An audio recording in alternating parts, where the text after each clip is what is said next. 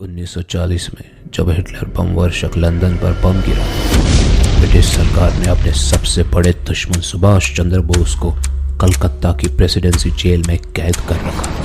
अंग्रेज सरकार ने बोस को 2 जुलाई 1940 को देशद्रोह के आरोप में गिरफ्तार किया था।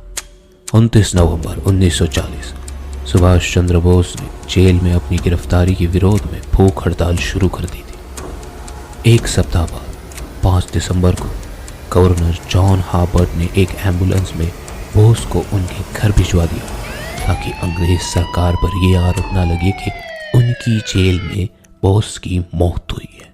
हार्वर्ड का इरादा था कि जैसे ही बोस के सेहत में सुधार होगा वो उन्हें फिर से हिरासत में ले लेंगे।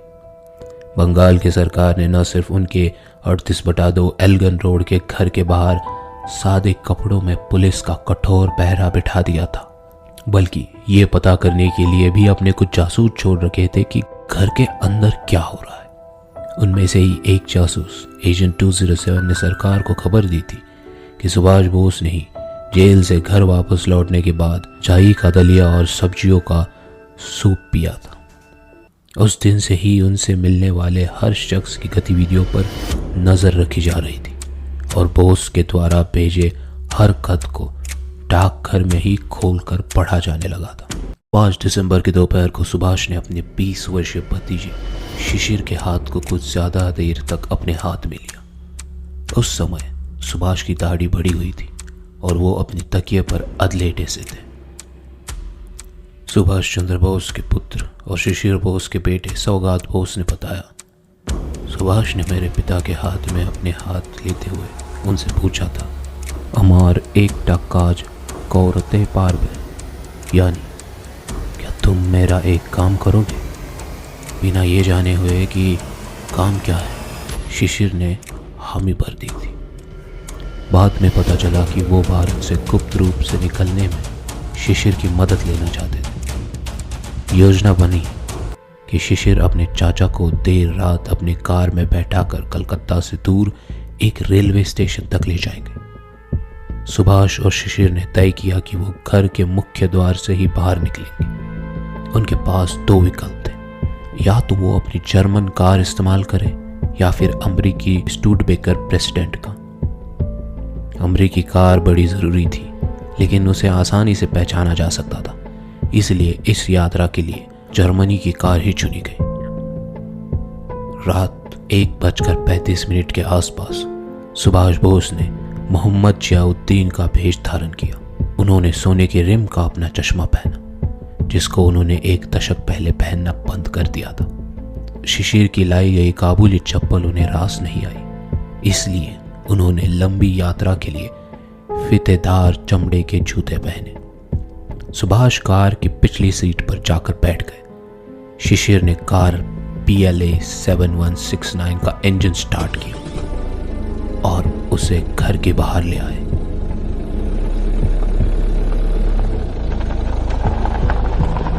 सुभाष के शयन कक्ष की बत्ती अगले 1 घंटे के लिए जल्दी छोड़ दी गई। जब सारा कलकत्ता गहरी नींद में था, चाचा और भतीजे ने लोअर सर्कुलर रोड, सियालदाह और हैरिसन रोड होते हुए हुगली नदी पर बना हावड़ा पुल पार किया।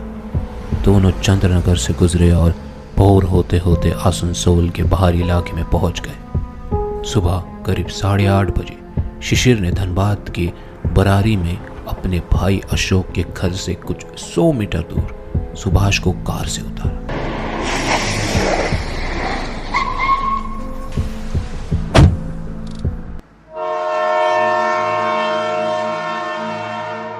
सुभाष चंद्र बोस की ट्रेन पहले दिल्ली पहुंची, फिर वहां से उन्होंने पेशावर के लिए फ्रंटियर मेल पकड़ी।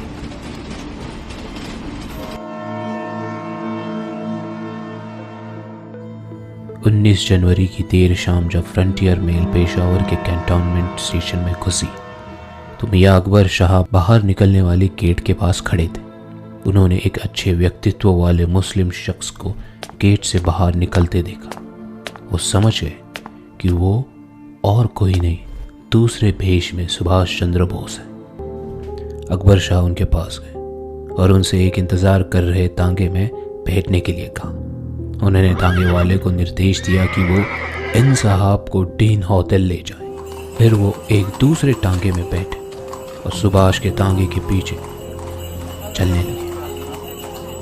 मियाँ अकबर शाह के टांगे वाले ने उनसे पूछा कि आप इतने मजहबी मुस्लिम शख्स को विधर्मियों के होटल में क्यों ले जा रहे हैं? आप उनको क्यों नहीं ताजमहल होटल ले चलते, जहाँ मेहमानों की नमाज पढ़ने के लिए जानमाज और वाजू के लिए पानी भी उपलब्ध कराया जाता है। मुझे भी लगा कि बोस के लिए ताजमहल होटल ज़्यादा सुरक्षित जगह है, क्योंकि डीन होटल में पुलिस के जासूसों की होने की संभावना हो सकती है। लिहाजा बीच में ही दोनों टांगों के रास्ते बदल गए।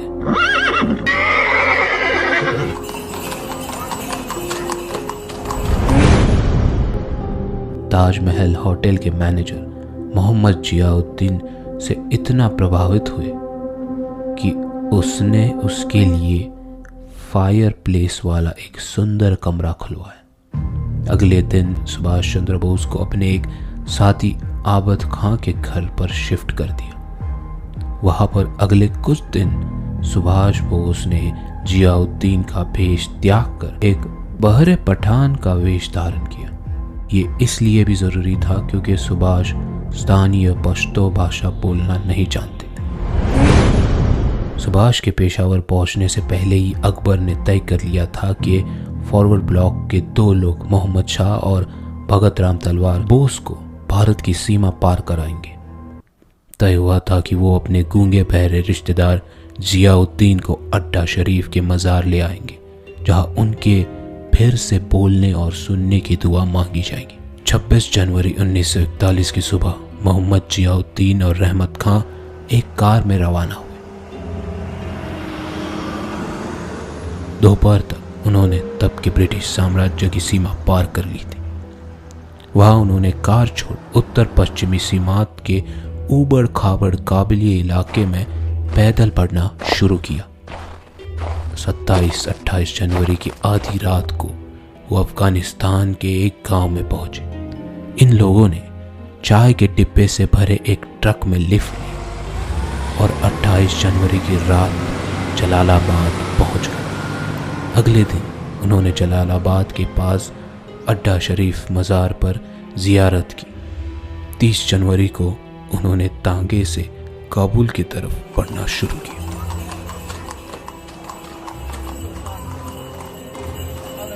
फिर वो एक ट्रक पर बैठकर बूथ खां की चेक पॉइंट पर पहुंचे। वहां से एक अन्य तांगा कर वो 31 जनवरी 1941 की सुबह काबुल में दाखिल हुए। आनंद बाजार पत्रिका में सुभाष के गायब होने की खबर छपी। इस बीच सुभाष को गोमा छोड़कर शिशिर 18 जनवरी को कलकत्ता वापस पहुंच गए और अपने पिता के साथ सुभाष चंद्र बोस के राजनीतिक गुरु चित्तरंजन दास की पोती की शादी में सम्मिलित हुए। वहां जब उनसे लोगों ने सुभाष के स्वास्थ्य के बारे में पूछा तो उन्होंने जवाब दिया कि उनके चाचा गंभीर रूप से बीमार है। सौगात बोस ने कहा कि इस बीच रोज सुभाष चंद्र बोस के एल्गन रोड वाले घर के उनके कमरे में खाना पहुंचाया जाता था। वो खाना उनके भतीजे और भतीजा खाते थे ताकि लोगों को आभास मिलता रहे कि सुभाष अभी भी अपने कमरे में है। सुभाष ने शिशिर से कहा था कि अगर वो 4 या 5 दिनों तक मेरे भाग निकलने की खबर छिपा गए तो फिर उन्हें कोई नहीं पकड़ सकेगा। 27 जनवरी को एक अदालत में सुभाष के खिलाफ एक मुकदमे की सुनवाई होनी थी। तय किया गया था कि उसी दिन अदालत को बताया जाएगा कि सुभाष का घर में कोई पता नहीं है। सुभाष की 2 भतीजे ने पुलिस को खबर कर दी कि वो गायब हो गए। ये सुनकर सुभाष की मां प्रभावती का रोते रोते बुरा हाल हो गया। उनको संतुष्ट करने के लिए सुभाष के भाई शरद ने अपने बेटे शिशिर को उसी वॉन्डरर कार में सुभाष की तलाश के लिए काली घाट मंदिर भेजा।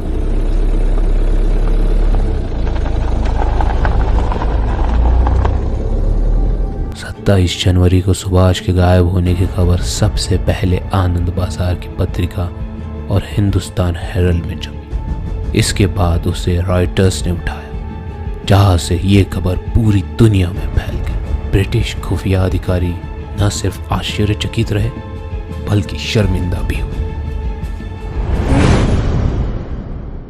शिशिर कुमार बोस ने कहा कि मैंने और मेरे पिता ने इन अफवाहों को बल दिया कि सुभाष ने संन्यास ले लिया है। जब महात्मा गांधी ने सुभाष के गायब हो जाने के बारे में टेलीग्राम किया तो मेरे पिता ने उन्हें ये जवाब दिया कि हालात संन्यास की तरफ इशारा कर रहे हैं, लेकिन वो रविंद्रनाथ टैगोर से इस बारे में झूठ नहीं बोल पाए। जब टैगोर का तार उनके पास आया तो उन्होंने जवाब दिया, सुभाष जहाँ कहीं भी हो उन्हें आपका आशीर्वाद मिलता रहे।